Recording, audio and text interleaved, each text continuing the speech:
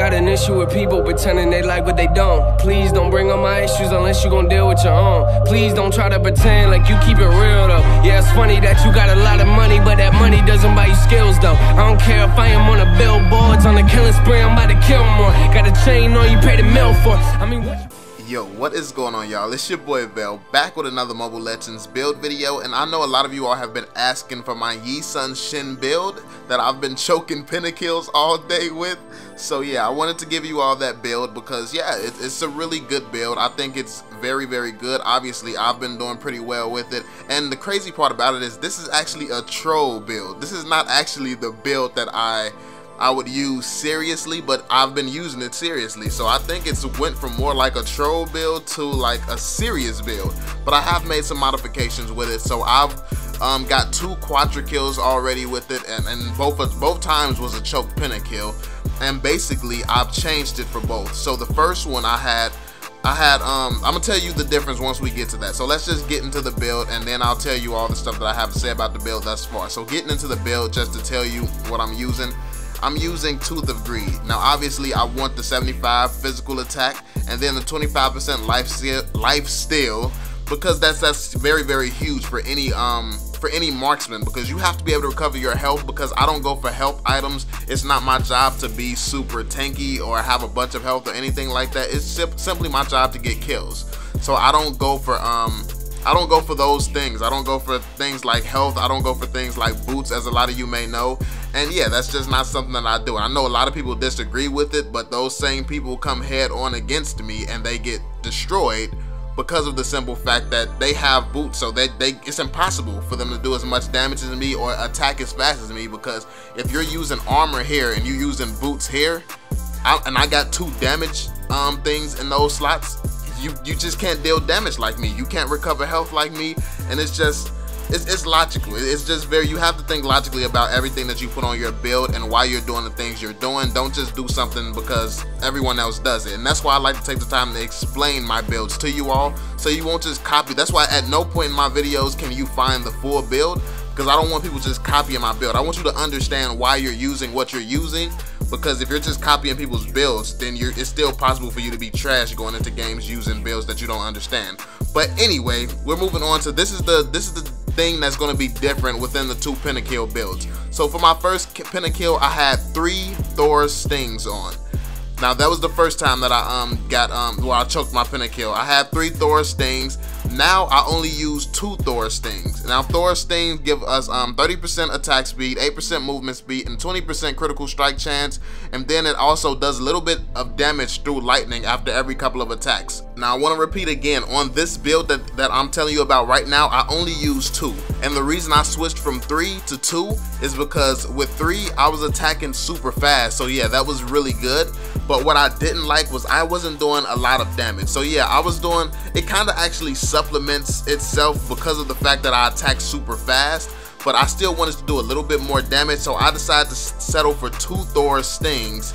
And then for this 4th one, actually, since we have 2 Thor stings, for the 4th one, we went with Blade of Despair. Now Blade of Despair, like I said, the issue for me with the 3 Thor stings was the fact that I couldn't do enough damage. With Blade of Despair, we can do 130 physical attack, 25 attack speed, 25% attack speed, and 10% critical strike chance. And it also deals an extra 15% to people who are stunned and slowed and stuff like that. So that's the passive of it, and the passive is also pretty effective. So you just do, like, this build basically allows you to do extra damage in almost every situation. Like, after you get a critical hit, you can do more damage. After you stun somebody, you can get more damage off.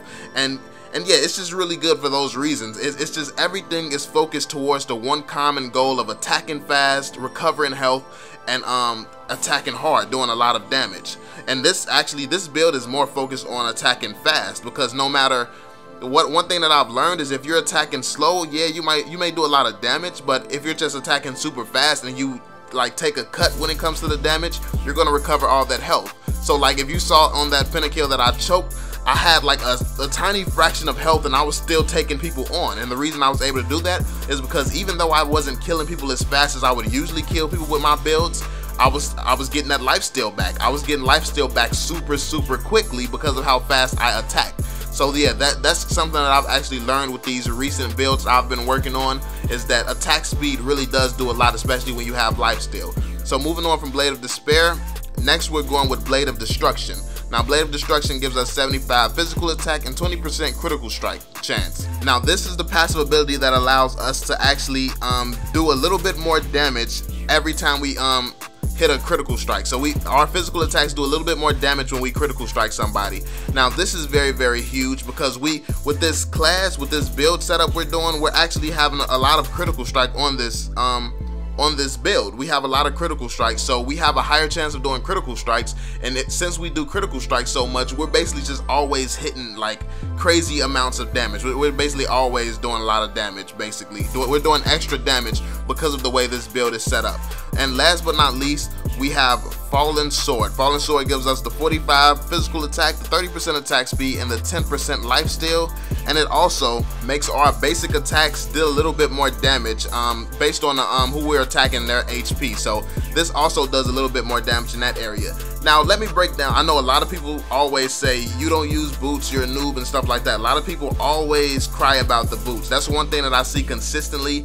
And what you have to understand about using boots is when you're using boots, yeah, it makes you quicker than me, but it doesn't matter how quick you are. If you come across me, you're super fast, yet you can't keep up with me when it comes to damage and when it comes to attack speed. All that speed is going to help you do is just turn right around and run away, and that's not even helpful because with this hero, I can just use my ultimate and attack you. That'll slow you down, plus it'll do bleeding damage, as well as my B ability, that'll do more bleeding damage, and then my first ability, my A ability, will actually slow you down.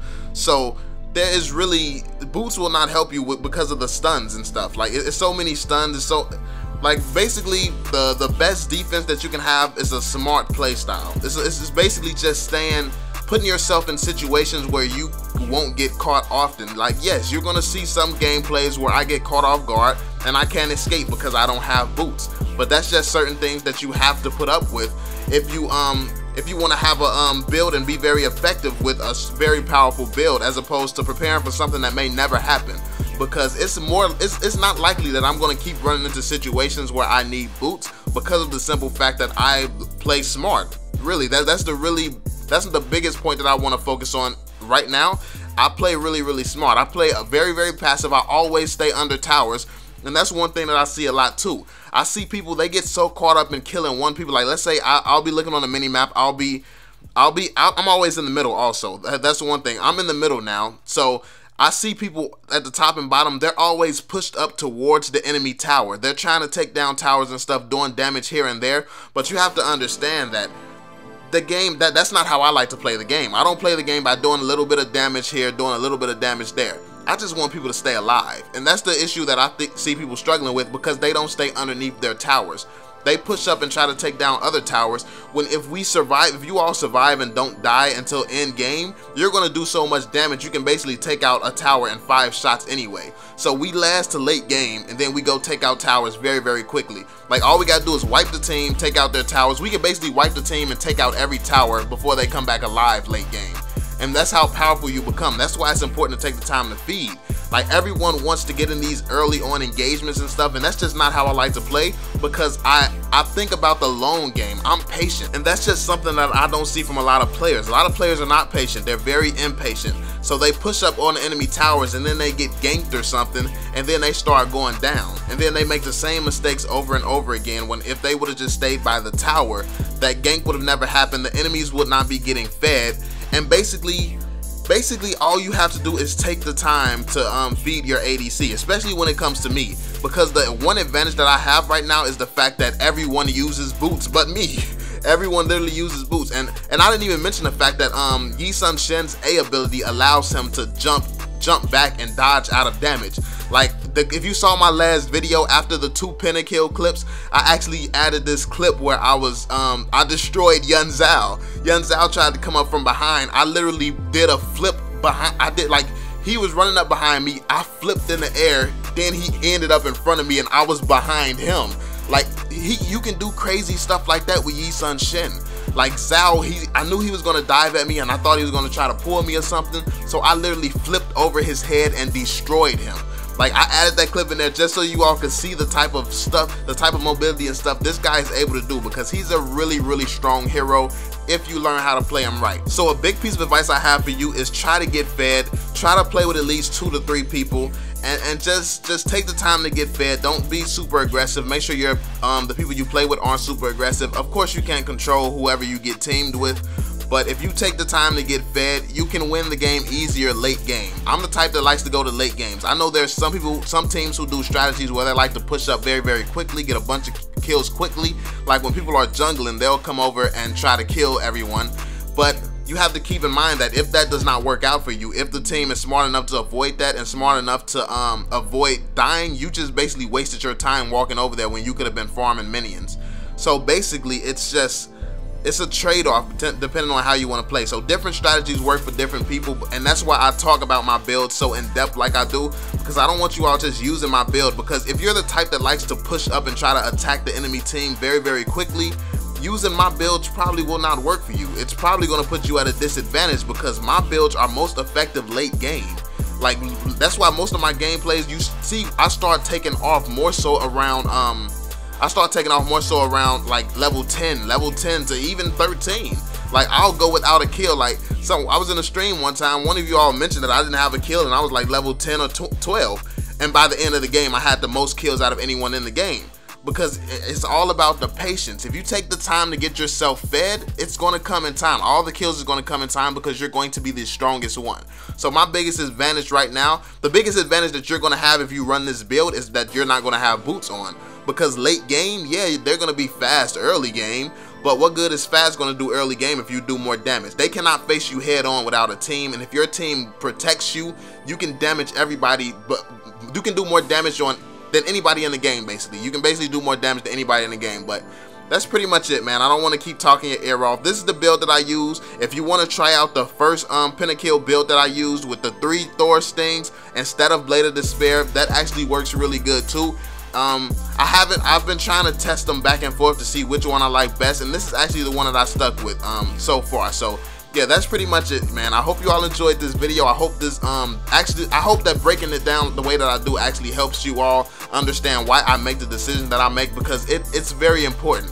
Don't just copy people's builds and just use them. That's why I do not put the whole build in my videos, because then people will come copy my build, they'll go in a game, get destroyed, and say, oh, this build doesn't work, you're trash.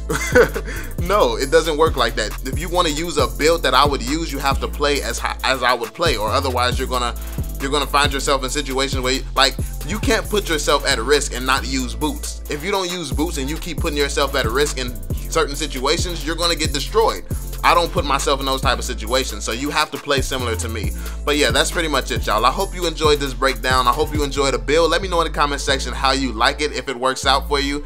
And yeah, let me know some of the builds you all like to use on Yi SunShin, because I do want to test out other stuff.